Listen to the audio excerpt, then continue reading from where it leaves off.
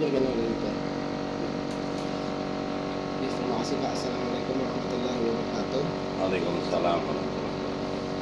Alhamdulillahirobbilalamin. Terima kasih kepada Bapak Kepala Sekolah telah berhadir pada kegiatan wawancara kali ini dalam kegiatan bergerak.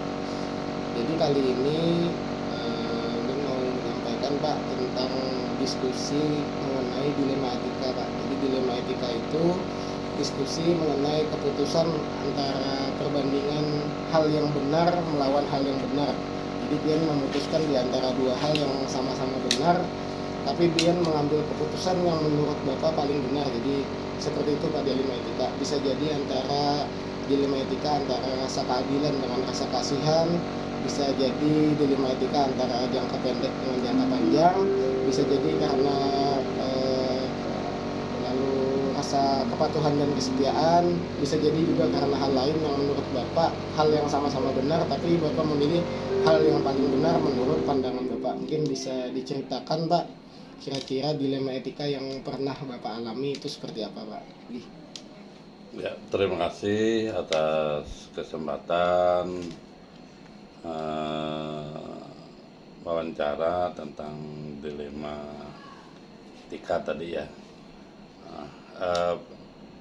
Yang pernah atau yang pengalaman saya hadapi adalah ada beberapa anak-anak yang memungkinkan untuk secara aturan atau pelanggaran sudah penalti atau harus dikeluarkan oleh ketentuan yang ada.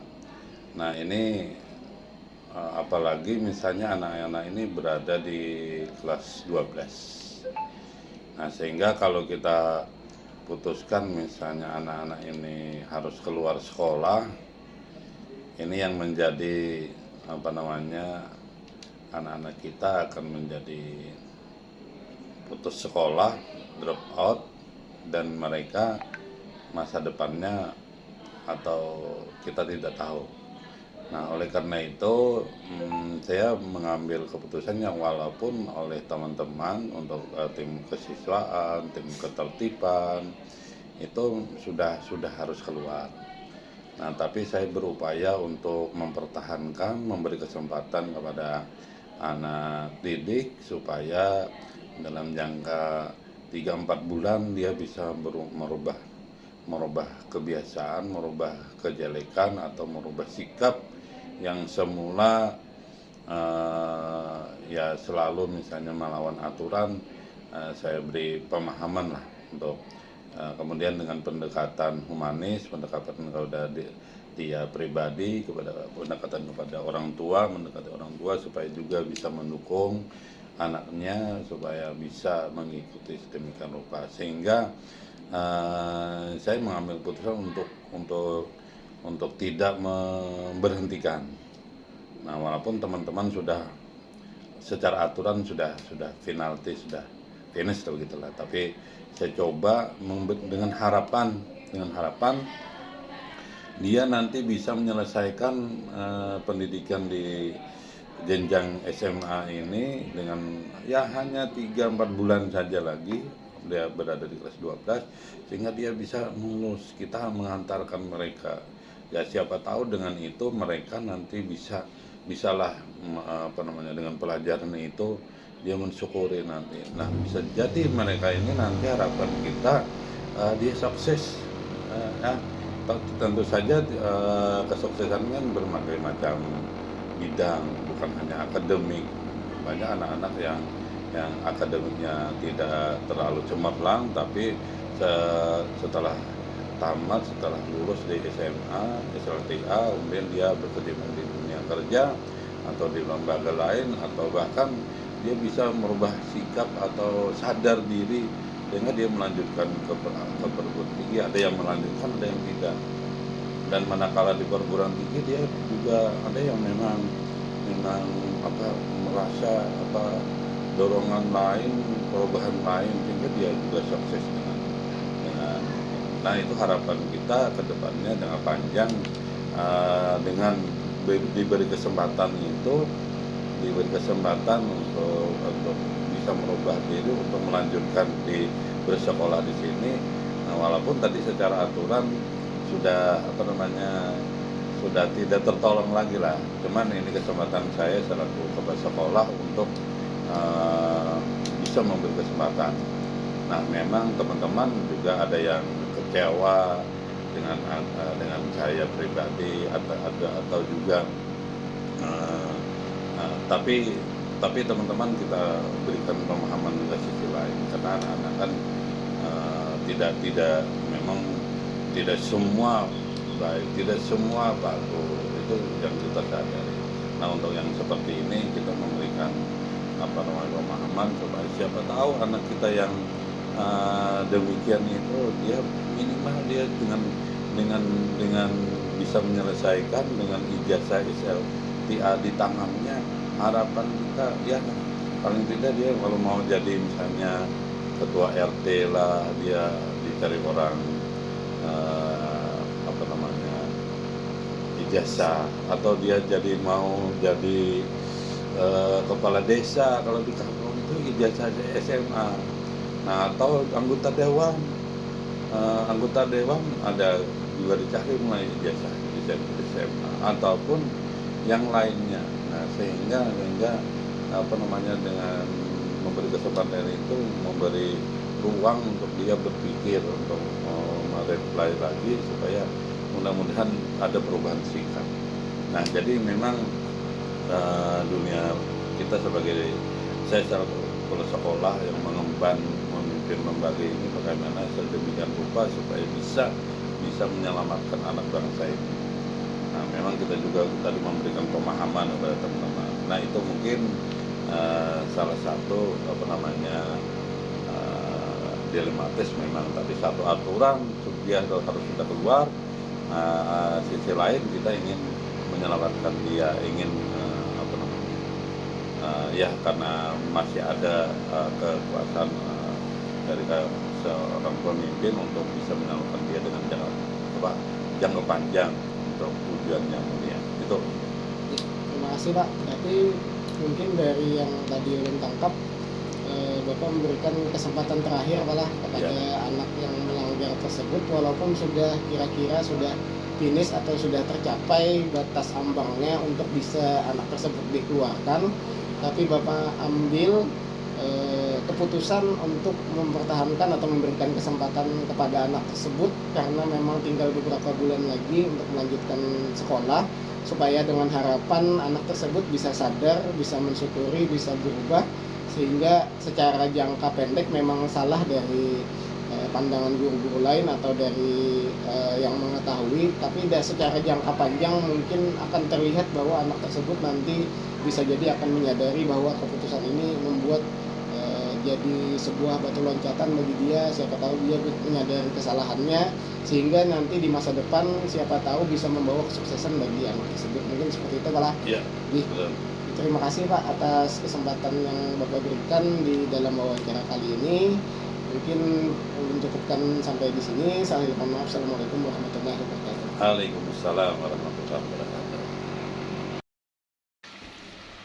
Dari hasil wawancara saya dengan kepala sekolah saya di SMA Negeri 4 Banjarmasin, maka saya akan mencoba melakukan 9 langkah pengambilan dan pengujian keputusan dari dilema etika yang sudah beliau lakukan.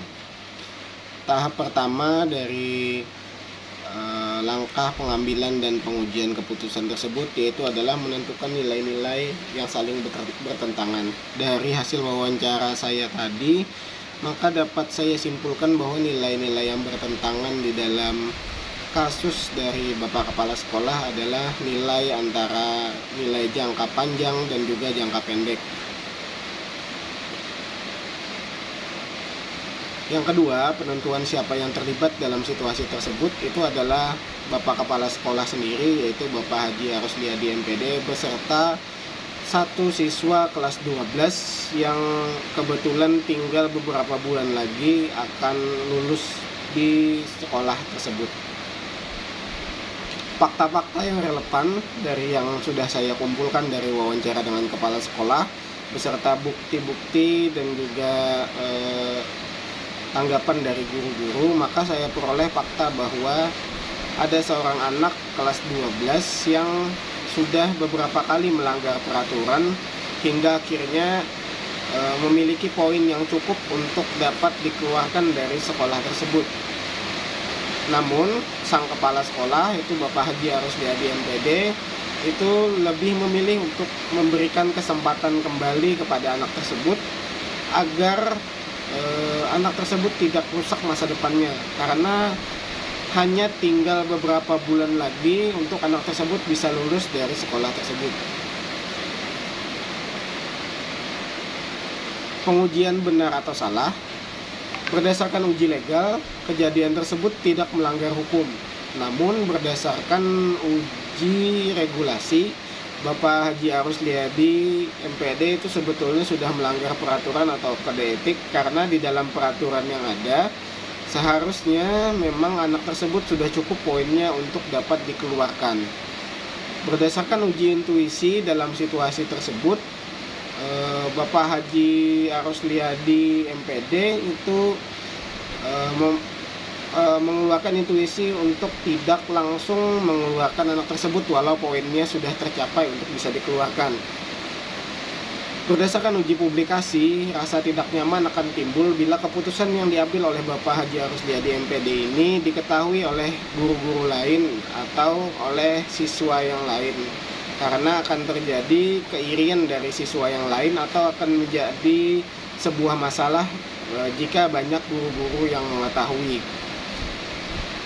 Dalam ranah uji publikasi, dalam hal ini, dalam kasus ini sepertinya memang kasus ini tidak perlu untuk semua orang perlu tahu.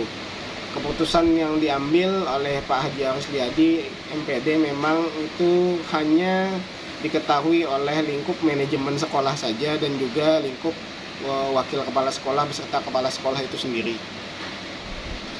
Yang kelima, jika situasinya dilema etika, paradigma yang terjadi dalam situasi ini adalah paradigma antara jangka pendek dengan jangka panjang,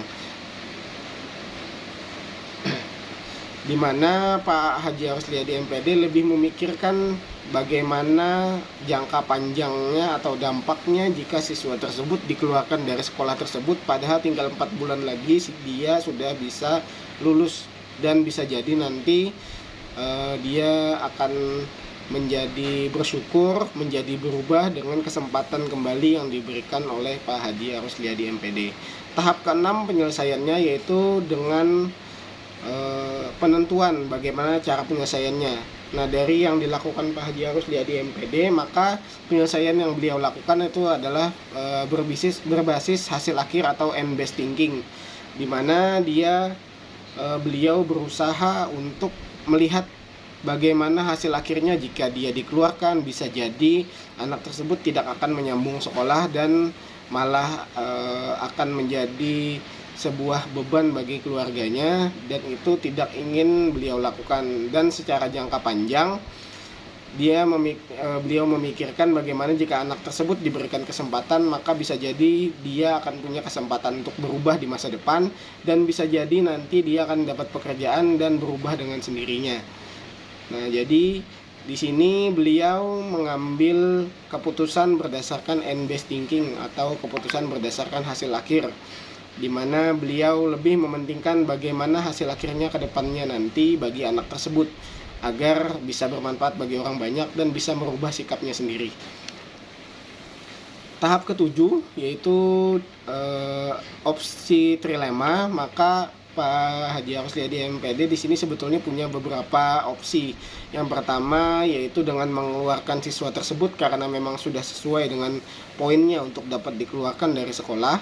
Yang kedua yaitu dengan cara penyelesaian yang beliau lakukan, yaitu memberikan kesempatan terakhir kepada anak tersebut, memberikan kesempatan agar tidak dikeluarkan dari sekolah supaya dia bisa merubah sikapnya. Atau bisa jadi opsi yang ketiga memunculkan opsi lain, yaitu berupa misalnya mungkin berdiskusi dengan semua guru yang terlibat dalam pembelajaran di kelas tersebut, lalu mencari opsi terbaik mungkin selain dikeluarkan dari sekolah tersebut.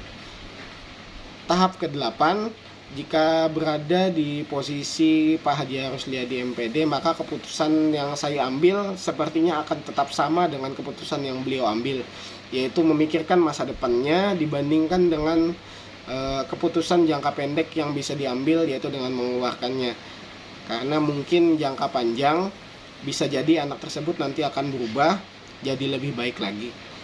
Dan tahap terakhir yaitu dengan melakukan refleksi, dengan melihat keputusan yang diambil, yaitu dengan tidak mengeluarkan anak tersebut. Prinsip penyelesaiannya yaitu dengan menggunakan end-based thinking atau berdasarkan hasil akhir. Ini adalah yang menurut saya sudah sangat tepat, karena di sini tidak hanya mengikuti peraturan yang berlaku saja, tapi melihat bagaimana kira-kira jangka panjangnya bagi anak tersebut. Apakah kira-kira akan berdampak negatif kah atau berdampak positif? Maka di sini penyelesaian yang diambil oleh Bapak Kepala Sekolah menurut saya sudah sangat tepat. Demikian tadi 9 langkah pengambilan dan pengujian keputusan dilema etika yang saya lakukan kepada kasus yang dialami oleh Bapak Kepala Sekolah saya di SMA Negeri 4 Banjarmasin, Bapak Haji Rusliadi MPD. Terima kasih, salah hilap mohon maaf. Assalamualaikum warahmatullahi wabarakatuh.